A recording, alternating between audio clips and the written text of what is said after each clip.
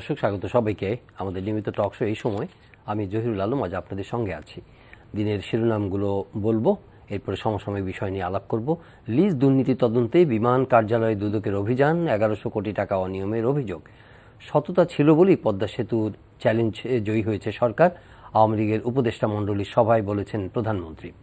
দফায় দফায় অভিযান চালিয়েও মিলছে না সুফল, মজুর ঠেকাতে বন্ধ হচ্ছে প্যাকেটজাত চাল বিক্রি, একথা বলেছেন খাদ্যমন্ত্রী।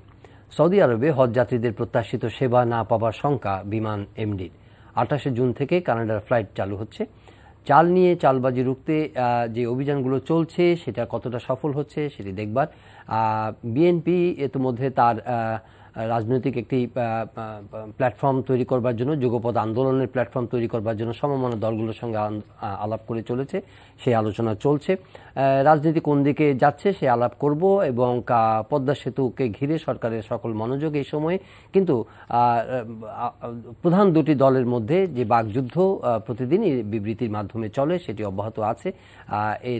এটা কোন দিকে যাচ্ছে সেই বিশ্লেষণ পাওয়ার জন্য আমরা স্টুডিওতে দুজন অতিথিকে আমন্ত্রণ জানিয়েছি। আজকে রয়েছেন আওয়ামী লীগের সংস্কৃতি বিষয়ক সম্পাদক জনাব অসীম কুমার উকিল এবং ডক্টর আসাদুজ্জামান রিপন, বিশেষ সম্পাদক বিএনপি। স্বাগত আপনাদের দুজনকেই। শুরু করতে চাই জনাব অসীম কুমার উকিলের কাছ থেকে।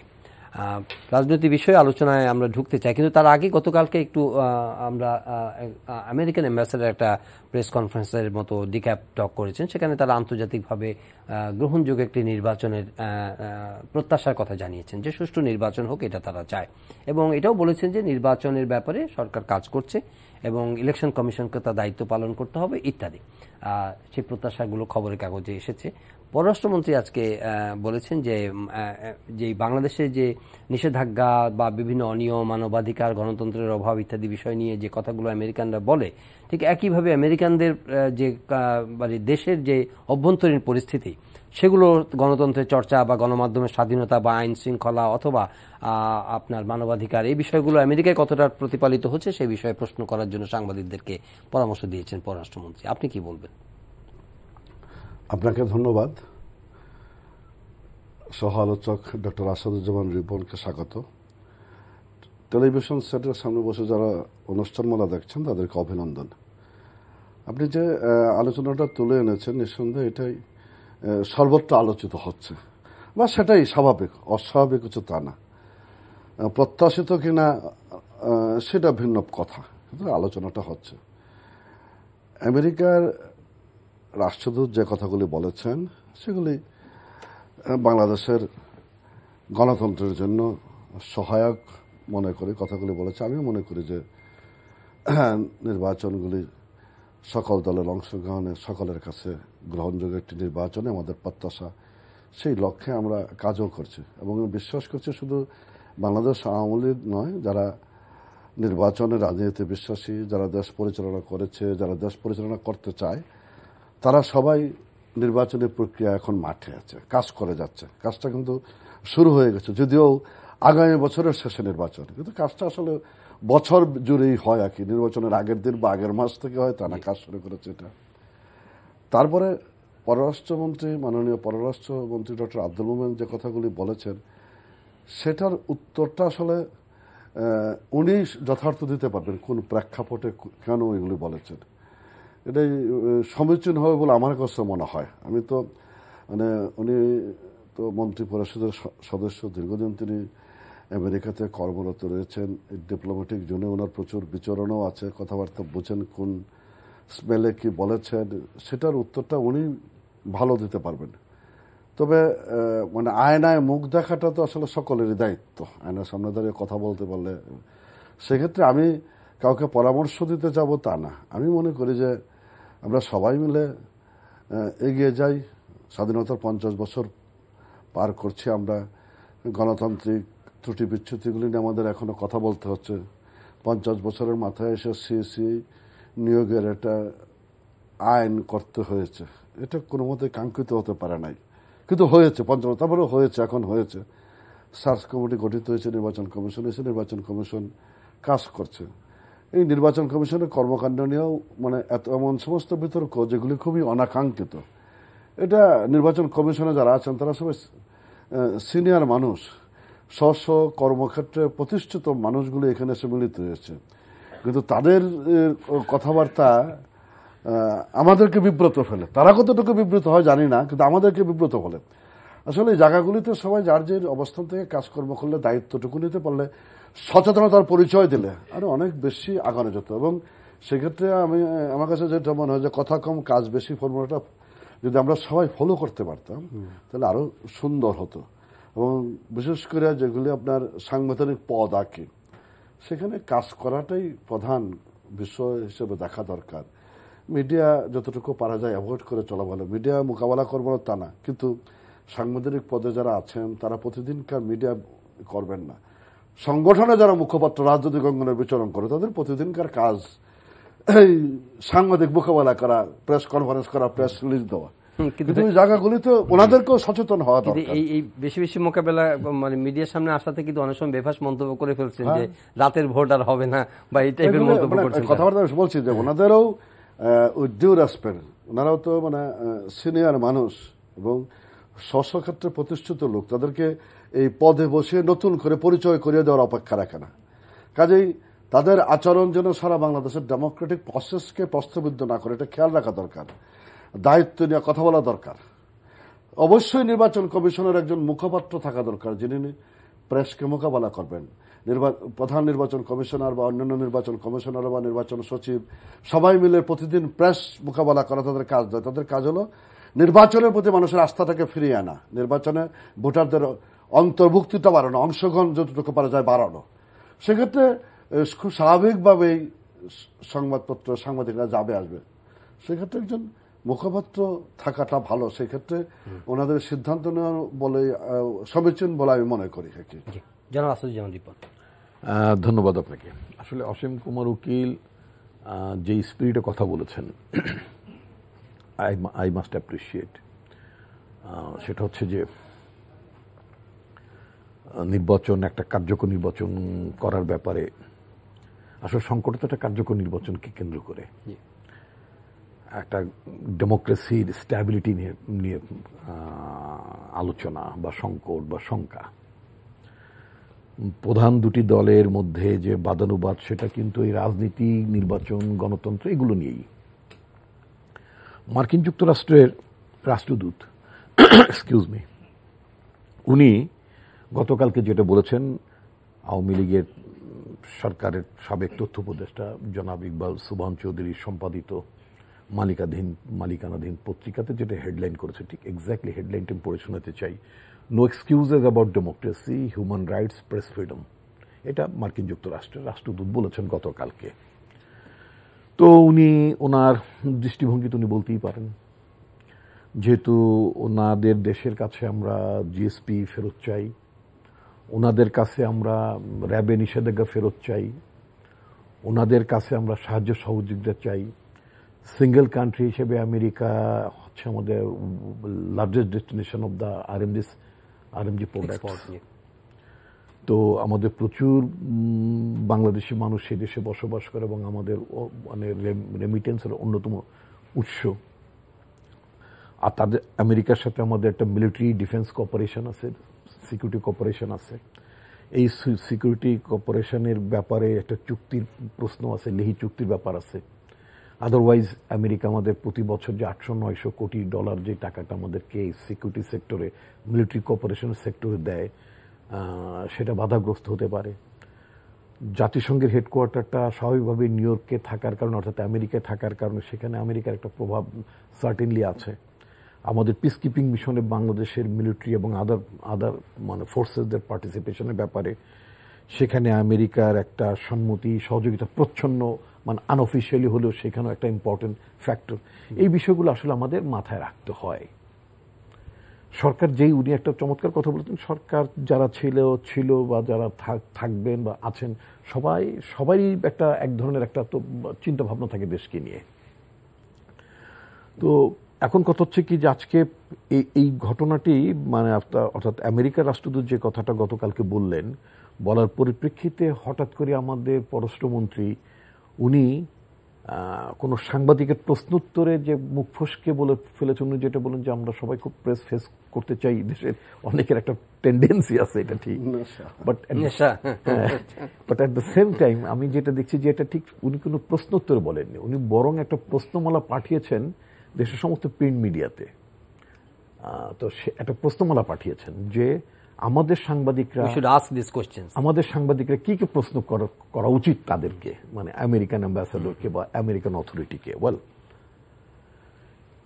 এই প্রশ্নমালাগুলোর মধ্যে যে কোনোটাই জাস্টিফাইড না সেটা আমি রেস করছি না, সেটা আমি বলছি না, কিন্তু আমার কথা আজকে আমেরিকার রাষ্ট্রদূতকে নিয়ে ঢাকায় ডিকাবের অর্থাৎ কূটনৈতিক সাংবাদিকরা তাদের সংগঠন যে সভাটি করে, প্রায় করে বিভিন্ন অ্যাম্বাসাডরদেরকে নিয়ে, আমি জানি না বাংলাদেশের অ্যাম্বাসাডরকে নিয়ে ওয়াশিংটনে আমেরিকার এরকম কোনো মানে আমেরিকান ডিপ্লোম্যাটিক করসপন্ডেন্ট অ্যাসোসিয়েশন করে কিনা, এটা এরকম করে কিনা, আকা বলে একটা মানে আমেরিকান ডিপ্লোম্যাটিক মানে এরকম কিছু আছে কিনা, কেন করে সেটা তো আপনি একটু আগেই তো এর একটা ব্যাখ্যা দিলেন। রাইট, এখন তো করে না, আমাদের দেশের অ্যাম্বাসাডরকে নিয়ে করে না, তারা আগ্রহী নয়।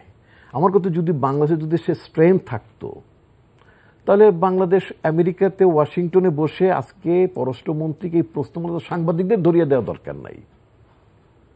হি কুড সেন্ড দিস ডোসিয়ার, এই প্রশ্নমালাটা, এই কোশ্চেনটা ওনার অ্যাম্বাসাডর যে শহীদুল ইসলাম আছেন, শহীদুল ইসলামকে পাঠিয়ে দিতে পারেন, শহীদুল ইসলাম থেকে কথাটা বলতে পারেন, ওখান থেকে প্রেস মিনিস্টার আছে সেখানে বলতে পারেন যে কেন আমেরিকার মাটিতে রাশিয়ান টেলিভিশন সম্প্রচারিত হয় না। উনি বলতে পারতেন কেন মানে এইখানে বিনা বিচারে হত্যাকাণ্ডের ঘটনা ঘটে। আমেরিকান বাংলাদেশের অ্যাম্বাসাডর যা যা প্রশ্ন যেগুলো সেগুলো বলতে পারতেন সেখানে, কিন্তু আপনি রুল আউট করে দিচ্ছেন না, প্রশ্নগুলা উড়িয়ে দিচ্ছেন না। এটা আমেরিকান অ্যাম্বাসাডরকে কি প্রশ্ন করবে এটা আমাদের পররাষ্ট্রমন্ত্রী বলছেন, কিন্তু সাংবাদিকদের কাছে কেন, এই নিরীহ সাংবাদিকদের কেন, ওনার বেতনভুক্ত রাষ্ট্রদূতকে নয় কেন, ওনার বেতনভুক্ত অর্থাৎ বাংলাদেশের যে বেতনভুক্ত বা বাংলাদেশ সরকার নিয়োজিত যে রাষ্ট্রদূত আছে তিনি কেন এই প্রশ্ন করছেন না, করতে পারেন না কেন? আজকে এই প্রশ্নমালার মধ্য দিয়ে আমরা গত কয়েকদিন ধরে আমরা যেটা দেখতে পাই সেটা হচ্ছে যে বাংলাদেশ র্যাবের উপরে নিষেধাজ্ঞা প্রত্যাহারের ব্যাপারটা নিয়ে নেগোশিয়েট করছে।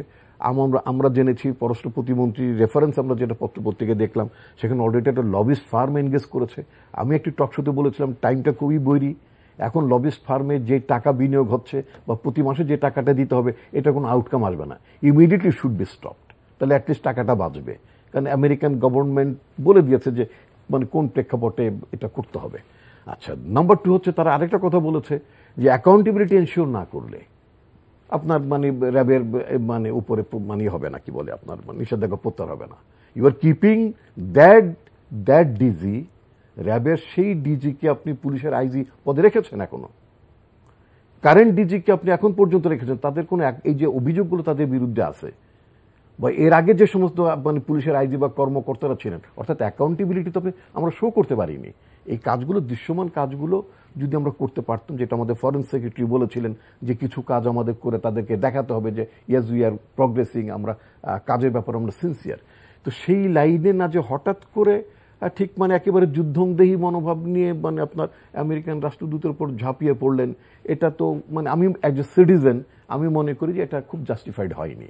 এবং সেই পররাষ্ট্রমন্ত্রীর কাছ থেকে আমাদের এই যে এই এম্বারাসমেন্টের মধ্যে তো পররাষ্ট্রমন্ত্রী ফেললেন, মানে আমি বলতে চাচ্ছি দেশকেও।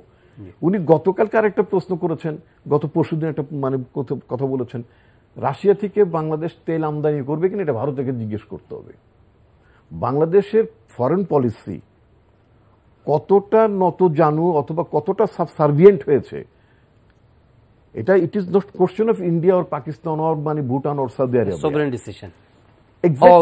এক্স্যাক্টলি আমার রাষ্ট্রের কি সিদ্ধান্ত হবে আমি তেল কিনবো কি কিনবো না রাশিয়ার কাছ থেকে, এই পার্সপেক্টিভে, অথবা আমার দেশের যে অনলি ওয়ান স্টেট কন্ট্রোল যে রিফাইনারি স্টান রিফাইনারি, সেটা আমাদের জ্বালানি প্রতিমন্ত্রী খুব সুন্দরভাবে বলেছেন আছে কিনা, সেটাও আমাদের ক্যাপাসিটির অভাবে আমরা সেদিকে যাচ্ছি না। এটা পররাষ্ট্রমন্ত্রী কেন বলতে হবে যে ওয়েল এটা মানে ভারতের কাছে একটু পরামর্শ করে আমরা সিদ্ধান্ত নেব।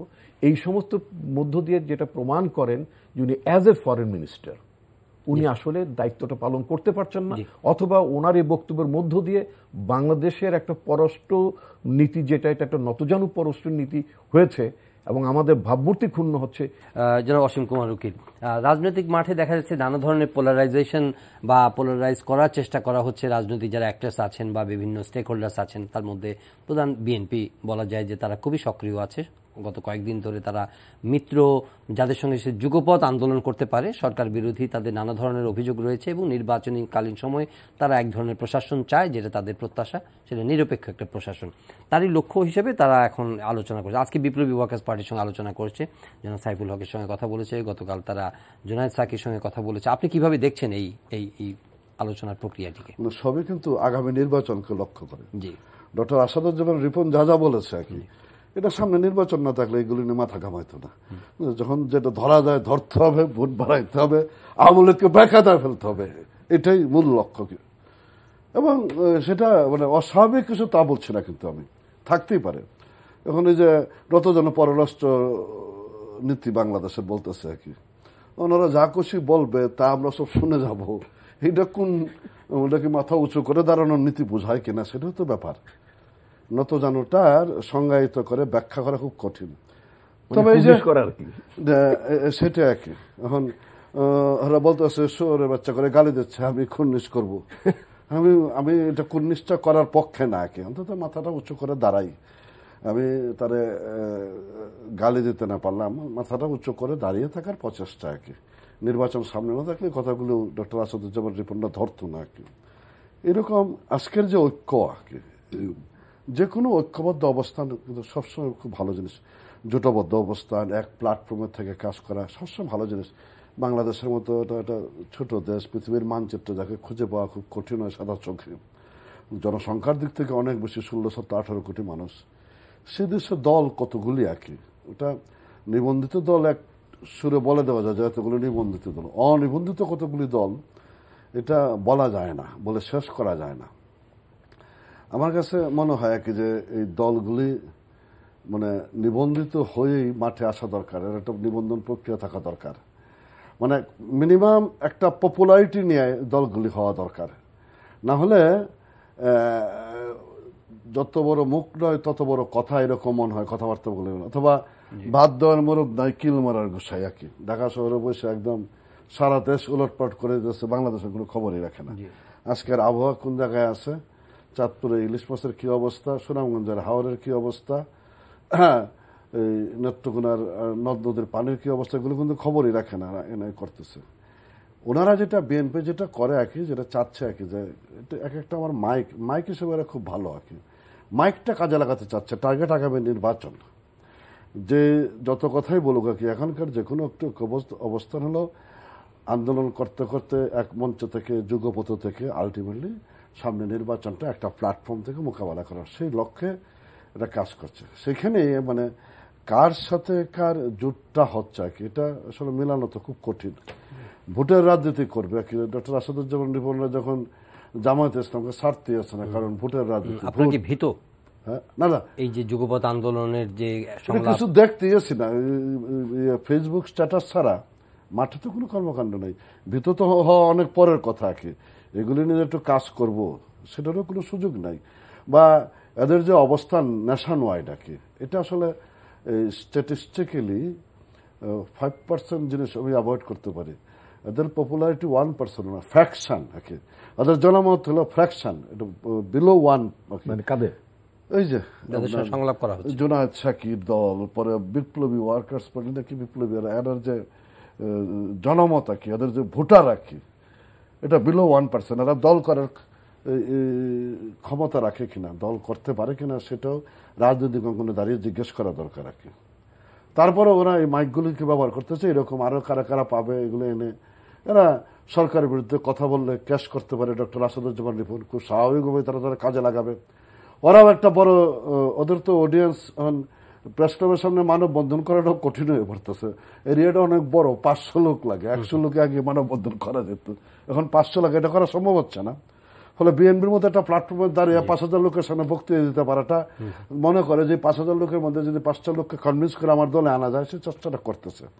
কিন্তু বাংলাদেশের রাজনীতিতে এই জায়গাগুলি আমাদের নতুন করে ভাবতে হবে।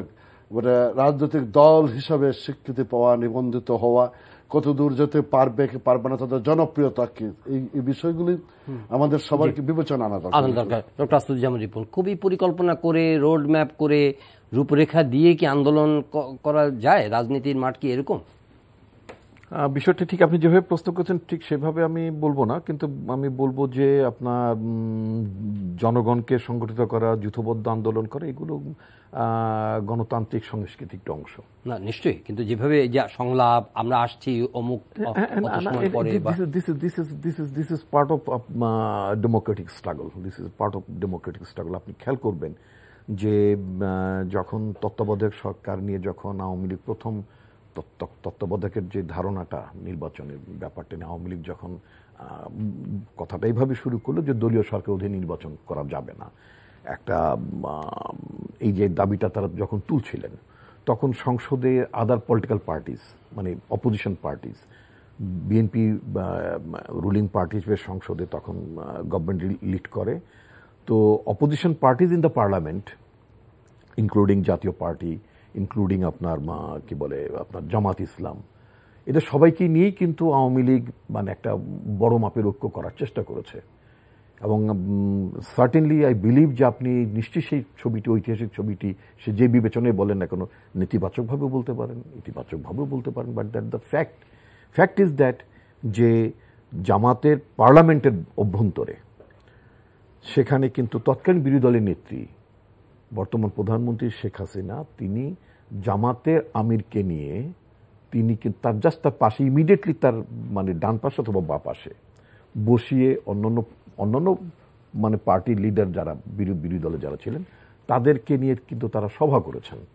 সভা করে একমত হয়েছেন যে যার অবস্থান থেকে এই দলীয় সরকারের বিরুদ্ধে নির্বাচন করার ব্যাপারটা বিরোধিতা করতে হবে। তো এই দেশের জনগণ কিন্তু এটাও জেনেছে যে এই জামাতকে তারা যুদ্ধাপরাধী ইত্যাদি নানান অভিহিত করেন, বা যে অভিযুক্ত জামাত ইসলামের বিরুদ্ধে মানে অবশ্যই আছে, সেই অভিযুক্ত দলটির প্রধানের সাথে তাদের সাথে কিন্তু আওয়ামী লীগ সভানেত্রী বিরোধী দলের নেত্রী হিসেবে পার্লামেন্টে বসে এই মানে সংলাপ করেছেন, আলোচনা করেছেন এবং যুগপৎ আন্দোলনও করেছেন। এরপরে আপনি দেখবেন যে ইমিডিয়েটলি 2006 বিএনপি সরকারের শেষের দিকে তখন আপনার যেই ইসলামিক যে দলগুলো মানে সাইকুল হাদিস আইজুল হক সাহেব সহ 6টা ইসলামিক অর্গানাইজেশনের সাথে তারা লিখিত তাদের আমি একটু প্রশ্ন করতে চাই। একটু প্রশ্নটা আলোচনাটা উঠেছে অন্য পার্সপেক্টিভ থেকে, যেটা হচ্ছে যে জামাত কার সঙ্গে আছে কার সঙ্গে নাই, সেই ডিবেট অনেকদিন ধরে চলেছে, এখনো রেলেভেন্ট। কিন্তু এখন আপনারা যে রাজনৈতিক লক্ষ্য অর্জনের জন্য যে কৌশলে যাচ্ছেন, মানে উনি যে প্রশ্নটা তুলেছেন যে এই ছোট ছোট ছোট যে দলগুলো তাদের সঙ্গে সংলাপ করে কি ফায়দা অর্জন করবে। Very good. আমি আসলে মানে একজন রাজনৈতিক কর্মী হিসেবে আমি কাউকে আন্ডারমাইন করা পছন্দ করি না। একজন ব্যক্তিরও কিন্তু স্বাধীনভাবে তার ভয়েস রেজ করার ব্যাপার আছে। উনি জুনায়েদ সাকির নামটা যেহেতু উচ্চারণ করেছেন, আমি যতদূর জানি, আমার মেমোরি যতটা ওয়ার্ক করে, জুনায়েদ সাকির ঢাকা সিটিতে ঢাকা নর্থ সিটি কর্পোরেশনের মেয়র ইলেকশনে উনি দাঁড়িয়েছিলেন এবং সেখানে প্রায় 1012 মতো এত কিছুর পরে এই ধরনের মানে নির্বাচনী তো অনেক অভিযোগ, তাই না? সেই প্রক্রিয়ার মধ্যে তিনি প্রায় 1012 ভোট কিন্তু পেয়েছিলেন, 12,000 ভোট পেয়েছিলেন এবং বিভিন্ন ন্যাশনাল ইস্যুজে তার সংগঠন কথা বলে, ভয়েস রেজ করে, প্রোটেস্ট করে, রাস্তায় দাঁড়িয়ে মার খায়, প্রতিবাদ করে। আচ্ছা, এবং তিনি তার সংগঠনটিকে নিবন্ধিত করার জন্য ইলেকশন কমিশনে, it's not all about specific Junaid Sakib, মানে এই ধরনের দলগুলো আমি বলছি ইলেকশন কমিশনে তিনি আবেদন করেছেন এবং আদালত কিন্তু ইলেকশন কমিশনকে ঘোষণাও করেছে যে মানে তাদের নির্বাচনে তাদের কি বলে নিবন্ধন দেওয়ার ব্যাপারটা কেন মানে ঢিলাঢিলি করা হচ্ছে। আচ্ছা, এখন কথা হচ্ছে কি যে আদালত কি কাগজপত্র দেখেনি? যেই শর্তাবলীতে একটা রাজনৈতিক দলকে নিবন্ধন দেওয়া হয় সেই শর্তগুলো তারা প্রতিপালন করেছিলেন বলেই আদালতকে তাদের আইনজীবী কনভিন্স করতে পেরেছিলেন। এই দলকে আমরা ব্যবচ্ছেদ করতে যাচ্ছি না, আমরা বলছি যে এই দলগুলোর সঙ্গে যুগপৎ আন্দোলনের রেজাল্টটা কি? রেজাল্ট হচ্ছে আমি এই কথাটা আমি আগে বলেছি, আমি বলছি ওনাদের 14 দলের মধ্যে গণ আজাদী লীগ বলে একটা সংগঠন আছে, আমি এই কথা বলবো না যে গণ আজাদী লীগের কি যৌক্তিকতা বা কার্যকারিতা আছে।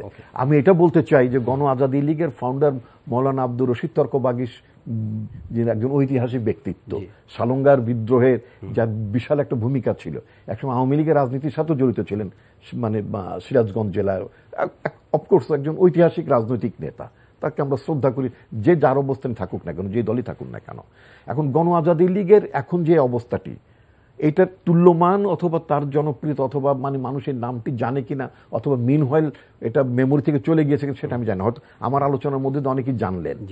এখন আমি যদি প্রফেসর মুজাফর আহমেদ সাহেব, উনি আগে ঢাকা একটা বড় ধরনের জনসভা করতেন ওনার জীবদ্দশায়, এখন প্রফেসর মুজাফর আহমেদ সাহেবের রাজনৈতিক দলটার অবস্থানটা কি, অথবা many other parties in their alliance, যে 14 দল, সে 14 দলের মধ্যে অন্যান্য দলের লোকদেরকে সত্যি সত্যি মানববন্ধন তো দূরের কথা, কিন্তু এগুলো কিছু করার আসলে মূলত বাংলাদেশের রাজনৈতিক আন্দোলনে আমরা যারা দুইজন বসে আছি এদের ইমপ্যাক্টটা কতটা হবে বলে আপনার মনে হয়? আমরা যারা বসে আছি বিএনপি আওয়ামী লীগ, আমরা যারা বসে আছি বিএনপি আওয়ামী লীগ, এই দুটোই বাংলাদেশের কার্যকরীভাবে বড় দল। এখন আপনি অন্যান্য যে দলগুলো, yes they have supporters too, তাদেরও সাপোর্টার কিছু, হোয়াট এভার দ্য নাম্বার, সবাইকে অনবোর্ড করতে চাচ্ছে বিএনপি। ওয়েল আমরা সবাইকে অনবোর্ড করতে চাই এই কজে, ইভেন ব্যক্তি পর্যায় পর্যন্ত, যে যারা মনে করেন যে বাংলাদেশের আগামী নির্বাচনটি দলীয় সরকারের অধীনে নয়, একটি দল নিরপেক্ষ সরকারের অধীনে এবং একটি নিরপেক্ষ প্রশাসন। কারণ গত 13-14 বছরে এই প্রশাসনটা, পুলিশ বলেন, সিভিল অ্যাডমিনিস্ট্রেশন এবং আদার ইনস্টিটিউশন যেভাবে পলিটিসাইজড হয়েছে, এটাকে নিউট্রালাইজ করার জন্য এবং এটা লেভেল প্লেইং ফিল্ড আনার জন্য একটা স্টেজ দরকার, একটা সময় দরকার। তাহলে আপনি নিউট্রালাইজ করতে পারবেন না। আপনার যেমন পানিটা যখন ঘোলা হয়ে যায়, ঘোলা পানিটাকে আপনি যদি একটা স্টেবল করতে চান, ওটার মধ্যে ফিটকিরি দিতে হবে, তারপর ওটাকে আস্তে আস্তে স্থিতির দিকে আনতে একটু সময় দিতে হবে। এইটার জন্যই আমরা যেটা চাচ্ছি, শুধু ব্যক্তি নয়, শুধু রাজনৈতিক দল নয়, শুধু রাজনৈতিক গ্রুপ নয়, মানে শুধুমাত্র ছোট ছোট প্রতিষ্ঠান নয়, এমনকি ব্যক্তি বিশেষ পর্যন্ত A to Z যারা বাংলাদেশে আগামীতে একটি দলনিরপেক্ষ প্রশাসনের অধীনে, দলনিরপেক্ষ সরকারের অধীনে, একটা অন্তর্বর্তীকালীন সরকারের অধীনে একটি স্বচ্ছ নির্বাচনী প্রক্রিয়া চান এবং জনগণ অবাধ নির্বাচনে অংশগ্রহণের মধ্যে দিয়ে একটা সরকারের পরিবর্তন চান। অসীম কুমার উকিল, আজকে আওয়ামী লীগের উপদেষ্টা মণ্ডলীর সভায় প্রধানমন্ত্রী নিশ্চয়ই দলের মধ্যে এক ধরনের উচ্ছ্বাস এখন চলছে। পদ্মা সেতু উদ্বোধন হতে যাচ্ছে 25শে জুন এবং সেটা সাড়ম্বরেই উদ্বোধন হবে। একই সঙ্গে আপনারা মানে সামনে নির্বাচনকে কেন্দ্র করে এই যে উন্নয়নগুলো, এগুলোকে সরকার প্রজেক্ট করার চেষ্টা করছে এবং জনগণের জন্য তারা যে কাজ করছেন সে কথাও মাননীয় প্রধানমন্ত্রী বলছেন, দল থেকেও বলা হচ্ছে এবং বিভিন্ন রাজনৈতিক বক্তব্যের সমালোচনামূলক মানে প্রতিবাদও জানাচ্ছেন সাধারণ সম্পাদক সাহেব। সামগ্রিকভাবে কি মনে করেন যে এই প্রস্তুতিগুলো আপনাদের সামনে নির্বাচনে জনগণকে কনভিন্স করার ক্ষেত্রে যে অভিযোগগুলো তোলা হচ্ছে নির্বাচন কেন্দ্রিক অথবা প্রশাসন কেন্দ্রিক, শাসন কেন্দ্রিক, এগুলোকে কাউন্টার করার জন্য আপনাদের এই কার্যক্রমগুলো সহায়তা করতে পারে? না, ডক্টর আসাদুজ্জামান রিপন যে আলোচনাগুলি করেছেন, এটা কিন্তু এটা নির্বাচনকে সামনে রেখে আলোচনা। ওনারা নির্বাচনটা করতে চায়, তাদের অনুকূল একটি পরিবেশ তারা প্রত্যাশা করে, সেই প্রত্যাশা জায়গা থেকে ওনাদের দৃষ্টিভঙ্গিগত যেটা বলা যায় সেটুকু বলেছে, নিয়ে এগিয়ে যাচ্ছে। এখানে এই তত্ত্বাবধায়ক সরকারের আলোচনাগুলি এসেছে বা জামাতে ইসলামের ভূমিকায় অনেক বিষয় এসেছে, কিন্তু আমি বলবো যে ধরুন তত্ত্বাবধায়ক সরকারের আন্দোলনটা যখন আমরা করেছি তখন আমাদের পক্ষে এটা সক্ষম হয়েছিলাম বাংলাদেশের সকল মানুষকে আমাদের মিছিলে সামিল করতে, অর্থাৎ বাংলাদেশের সব মানুষ এই দাবির প্রতি সমর্থন জানিয়েছিল বলে আমরা কাঙ্ক্ষিত লক্ষ্যে পৌঁছতে পেরেছিলাম। অগ্রসর হচ্ছি, আমরা এগিয়ে যাচ্ছি। আমরা এখন আর মনে করি না যে এই দাবিটা যৌক্তিক, কাজে আমরা এই দাবির মধ্যে নেই। তত্ত্বাবধায়ক সরকার, নির্বাচন সরকার যেভাবে বলেন না কেন, আমরা স্পষ্টতই মনে করি যে রাজনীতিবিদ হিসেবে রাজনৈতিক সরকারের অধীনে নির্বাচনের ব্যবস্থাকে পাকাপোক্ত করতে হবে। এটাই ultimate solution as a politician বা ফর দ্য পলিটিশিয়ান, এটা আলটিমেটলি সলিউশন। মাঝখানে এ যাবে সে যাবে এগুলো কোনো সলিউশন না, আমাকে এই দায়িত্বটুকু নিয়ে দাঁড়াতে হবে। আমরা সেই লক্ষ্যে কাজ করছি।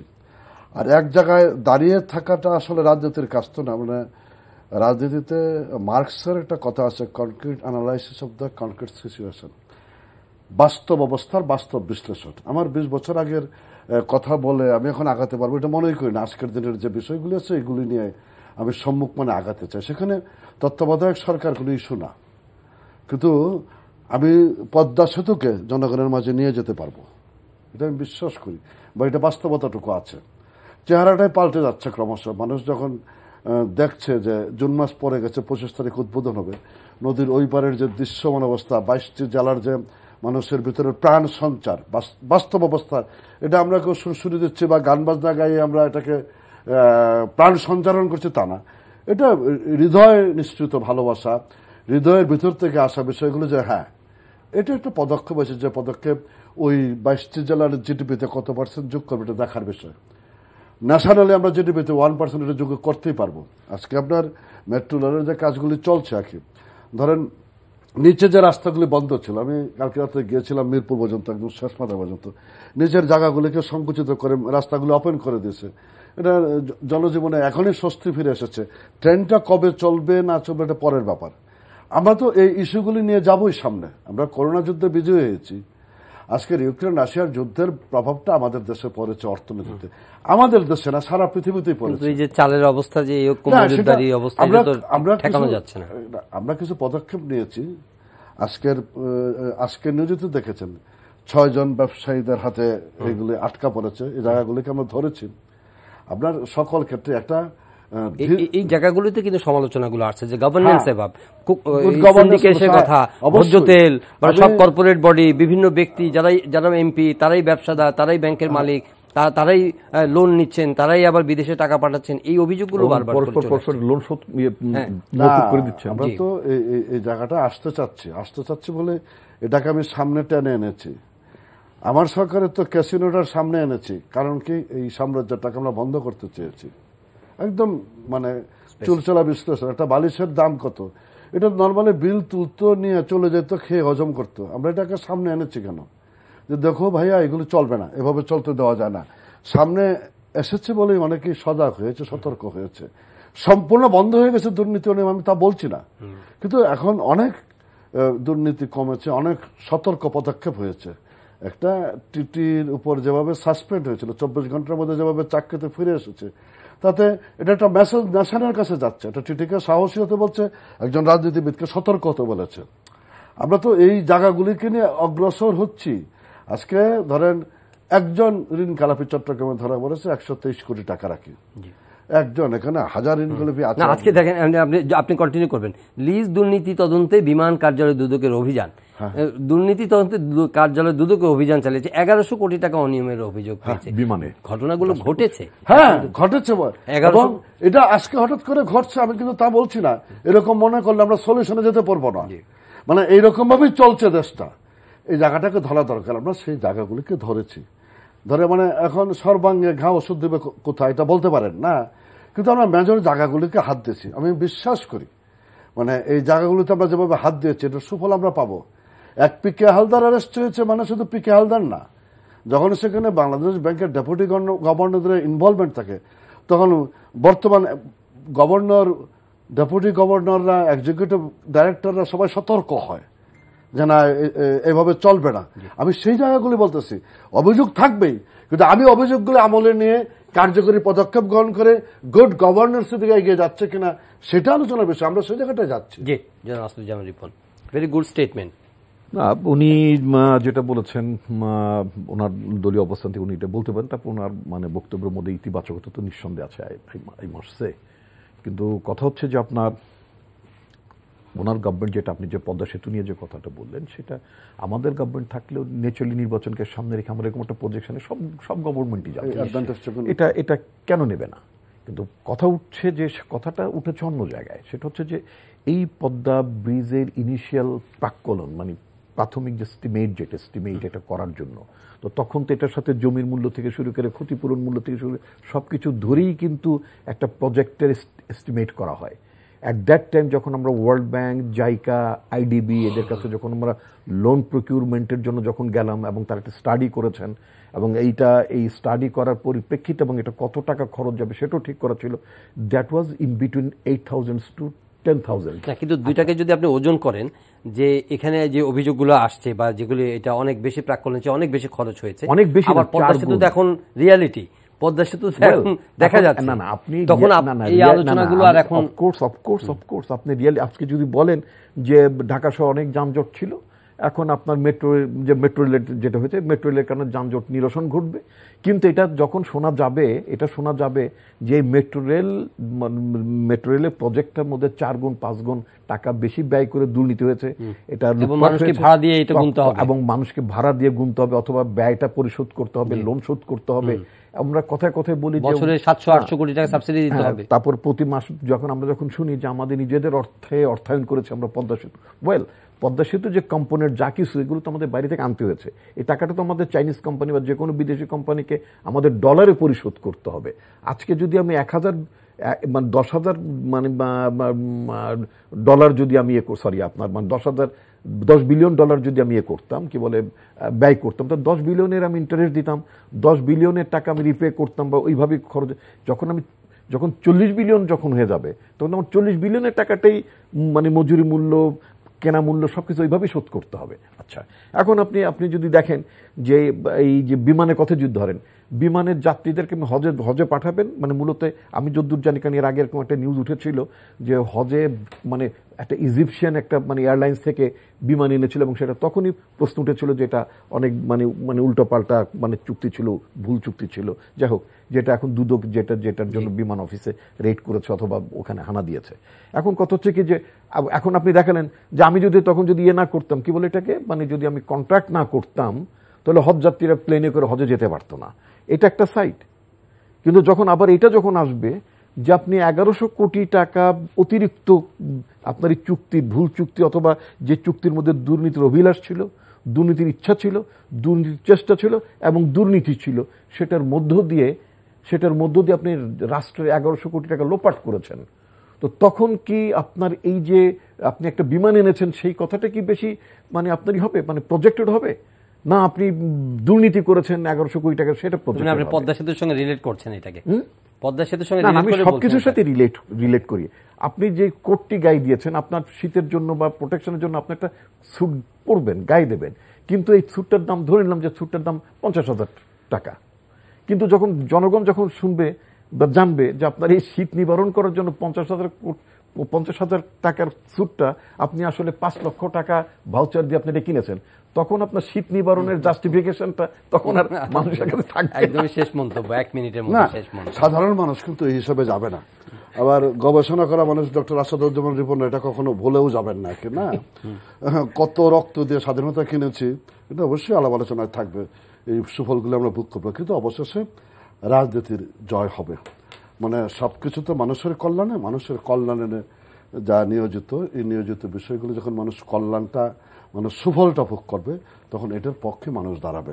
অবশ্যই আমরা এগিয়ে যাব সম্মুখ পারে, অবশ্যই আমাদের লক্ষ্য আগামী নির্বাচন হবে সকলের অংশগ্রহণে, সকলের কাছে গ্রহণযোগ্য, এবং সামনের দিনগুলিতে আমরা বাংলাদেশের মানুষকে আরো একটা সুন্দর, আরো সোনালী একটা বাংলাদেশ উপহার দিতে চাই, উপহার দিতে পারি। আমি অসীম কুমার উকিলের সাথে আরেকটি বিষয় আমি খুব একমত পোষণ করতে সংক্ষেপে, ভেরি মাচ। ইলেকশন কমিশন নিয়ে কথা বলেছেন, ইলেকশন কমিশনের কিছু কর্মকর্তা প্রতিদিন অনেক কথাবার্তা বলেন, এটা নিয়ে ওনার উত্তর যা সেটা উনি জানিয়েছেন। আমার একটা বক্তব্য হচ্ছে অন্য জায়গায়, সেটা হচ্ছে যে আপনার ইলেকশন কমিশনে এই যে ব্যক্তিরা অতি কথন করছেন অথবা যা তাদের বলার দরকার না বলছেন ইত্যাদি, এই ব্যক্তিবর্গগুলোকে কে বা কারা রেকমেন্ড করেছেন এই ব্যাপারে একটা আপনার তথ্য অধিকার আইন অনুযায়ী একটা আবেদন করা ছিল। এখন সরকার উচিত হবে, ক্যাবিনেট ডিভিশন উচিত হবে, সেটা হচ্ছে যে এই ধরনের লোকজনকে কারা কারা রেকমেন্ড করেছিলেন তাদের চেহারাটা, তাদের নাম ধামটা আমরা একটু জানতে চাই, জানলে জাতি উপকৃত হবে। ধন্যবাদ ডক্টর আসাদুজ্জামান রিপন, ধন্যবাদ জনাব অসীম কুমার উকিল। প্রিয় দর্শক, আজকের এই সময় শেষ করছি, সবাই ভালো থাকবেন, দেখা হবে আবারও পরের অনুষ্ঠানে। চাইলে আপনারা অনলাইনে অনুষ্ঠানটি দেখতে পারেন, ভিজিট করুন ntvbd.com। এছাড়া ইউটিউব ভেরিফাইড ফেসবুক পেজে আমাদের জনপ্রিয় অনুষ্ঠান খবরের আপডেট আপনারা চাইলে জেনে নিতে পারেন।